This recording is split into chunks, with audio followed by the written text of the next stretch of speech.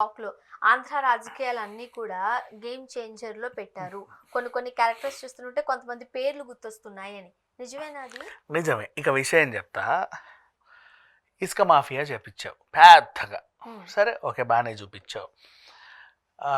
Seize the ship బియ్యం ఉందా, బియ్యం అక్రమ రవాణా, ఆ!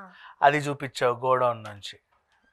అదేంటి పేర్ని నాని గారిని, ద్వారంపూడి గారిని, అలాగే మన కొడాలి నాని గారి గురించి ఏదో చెప్పినట్టుగా.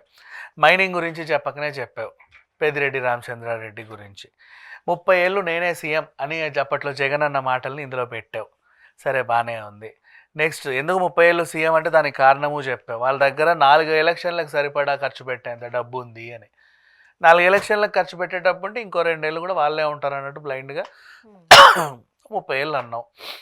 నెక్స్ట్ డబ్బు లేని రాజకీయం అని చెప్పేసి అది జనసేన పార్టీ నినాదం స్టార్టింగ్లో, అది పెట్టుకున్నావు. ఒకటి కాదు రెండు కాదు, ఎన్ని పెడతావు అన్నిట్లోనూ. A to Z AP రాజకీయాలని target చేసినటువంటిగా ప్రతి డైలాగ్స్, దానికి తగ్గ సీన్స్.